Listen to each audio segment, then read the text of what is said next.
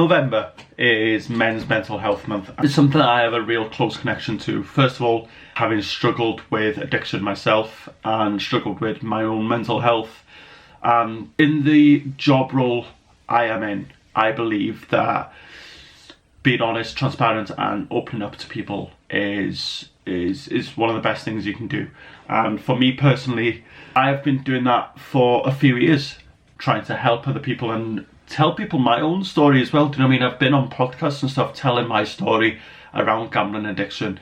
And with it being Men's Mental Health Month, I believe that we, as men, need to be more open to one another about our struggles. And I know it's easy to say talk more, just talk. It is fucking difficult to talk because you don't know what to say. You don't know who to turn to. Don't know who to turn to sometimes and say the things you want to say. You might know what you want to say, but you don't know what. The words just won't come out. And I get that. I have been there myself. So if you are someone who is struggling right now, I want to tell you that things can get better. Things will get better. But I'm going to tell you a little bit of my own journey around gambling addiction. You may have seen a couple of my videos, but back in, let's say, between 2011 and 2015, those were the years where I gambled a lot. Those were the worst times of my addiction, if you like, between those years there.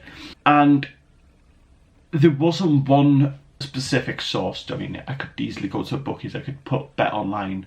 I had so many different accounts open to have them different odds, different bets, what were the best bets.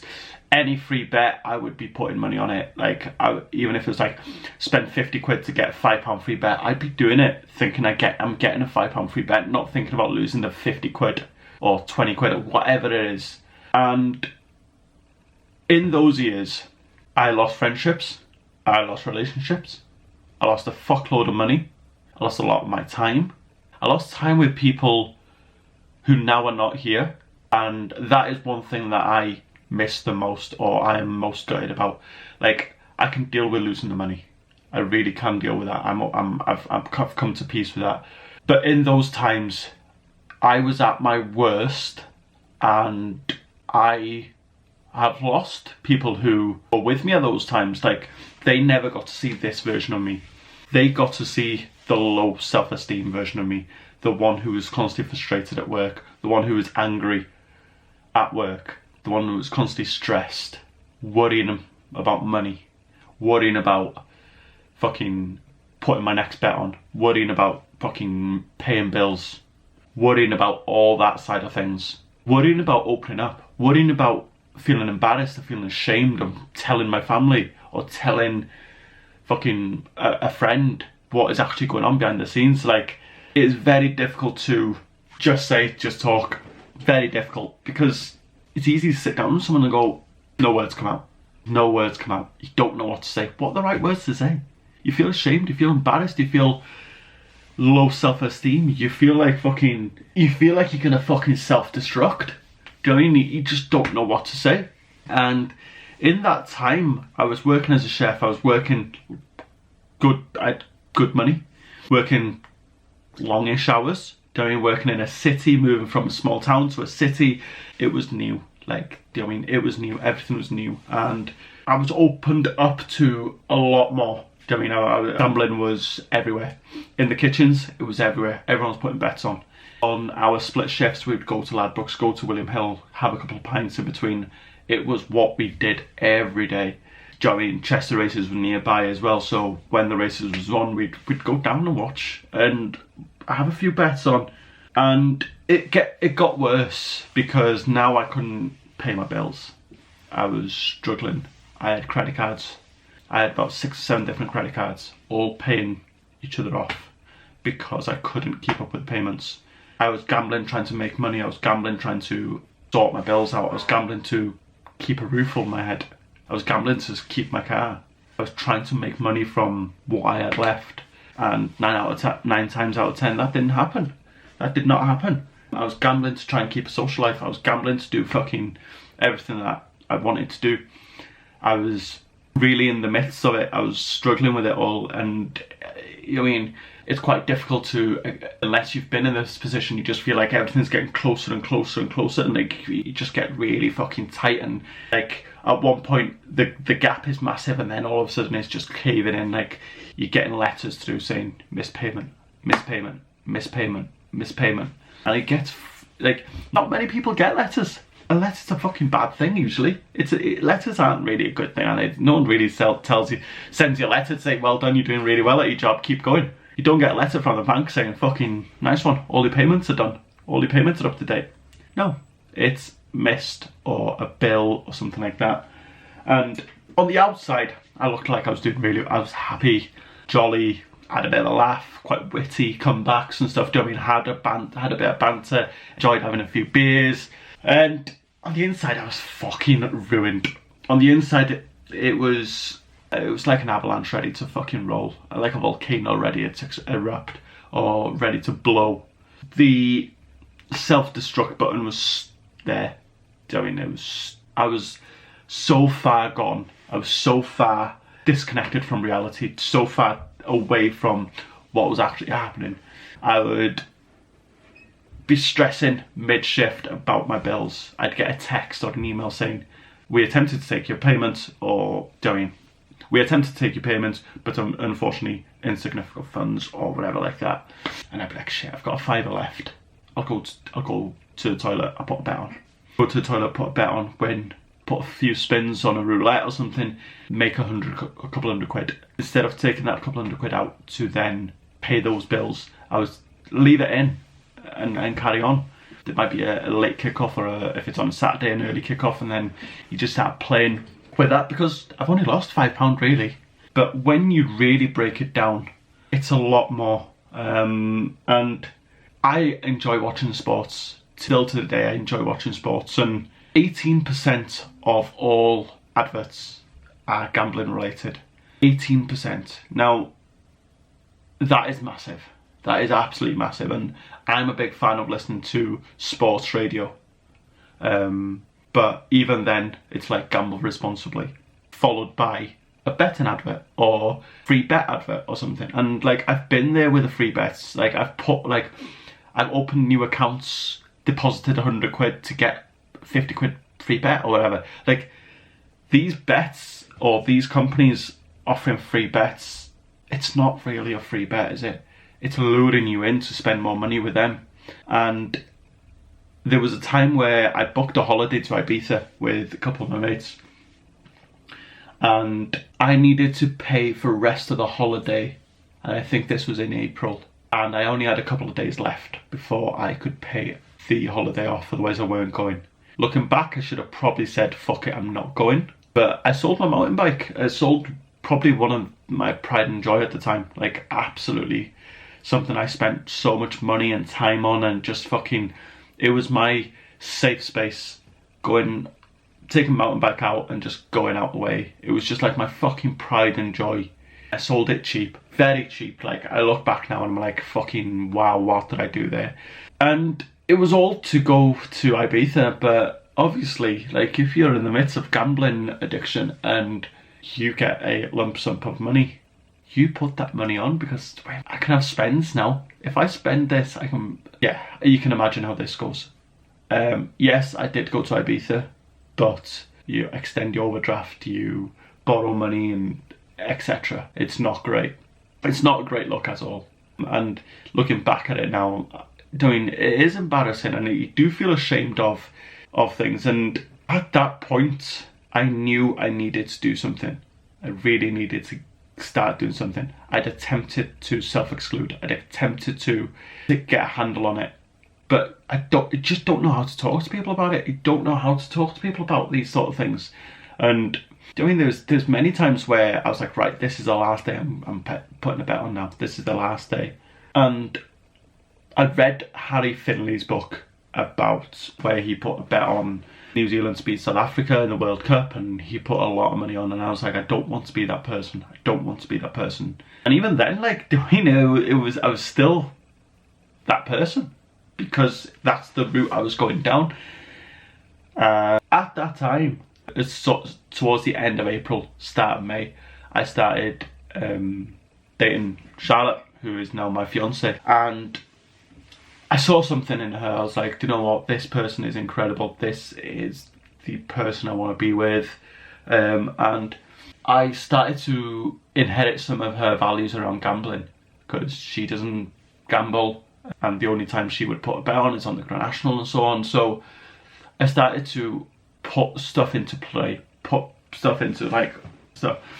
I started to open up to her about it, start talking to her a bit about it, doing it, and I think she knew at that time there was something deeper. But it took until October 15th that year, so we're looking nearly 6 months, 1, 2, 3, 4, 5 months. It took about 5 months for me to make that decision. By this time we were together, and I said, listen, I'm struggling with addiction. I'm struggling with gambling addiction, and said I'm going to do a week. I did a week. I said then I'm going to do 30 days. Did 30 days. Then I said I'm going to do 100 days, which took me I think it was to Boxing Day, and I said I'll put a bet on Boxing Day.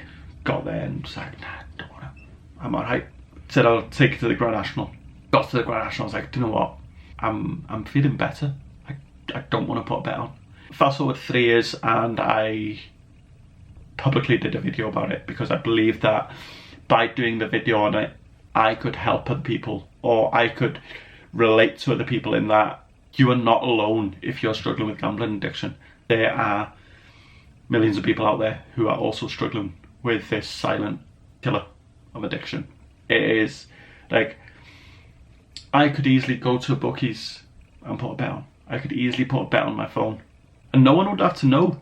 And I think that is one of my biggest worries with it, is that no one has to know, and that worries me. Whereas if it's alcohol or drugs, it's a lot more visible. Whereas gambling, it's not. And I strongly believe, if I would not have stopped, I would have gone down one of two roads. One would be the obvious worst case scenario, and I strongly believe that was the route I was going down. You have these thoughts, would it be better if I just fuck off? And the truth is no, it won't, because the world is a better place with you in it. The world is a much better place with you in it, and regardless of how bad things feel right now, things will always get better. And with that, it might take time, it might take some talk, it might take a lot of self-reflection, but inevitably the world is a better place with you in it. And the day you quit gambling is the day you start winning. I strongly believe in that quote. The day you quit gambling is the day you start winning. I 100% believe that. 100% believe that. Since then, I've done bouts of therapy. I'm a lot better with money. I'm a lot more in control of money. I have no debts anymore. And it's took 5 years to really get into this position where it's just so much better. Like, life is so much better. Like, I can watch football, boxing, MMA for what it is, an incredible sport. I can watch horse racing for what it is, a sport. I don't have to connect it to wanting to win money off it, or going like, I see people out there who will message MMA fighters saying, as if you lost me 20 quid, you dickhead. Like, what the fuck? Message someone who's putting their life on the line because you lost 20 quid or 500 quid, regardless. Like, you don't want that message. And you take one day at a time. Like, don't get me wrong, I'm going for my 6th year. I'm in my 6th year. No, I'm in my 5th year, going into my 6th. And it takes a lot of time. And that 5 years can easily go away by one bet. Okay, it could easily go back to 0. And I don't want to let that happen. I won't let that happen. There's a reason why I'm so stubborn with it. It's because I remind myself of where I was when I was in the midst of it. I remind myself of the difficult times of getting through it. And if it weren't for the difficult times, I probably wouldn't appreciate where I'm at right now as much. I am fucking proud of this person. But I'm also very fucking proud of the person I was 5 years ago, who would have been a month into no betting. And I remember the difficult times, the tears, the arguments, the frustration, just everything around that time, where it was just a fucking horrendous time. Everyone else was the problem, not me.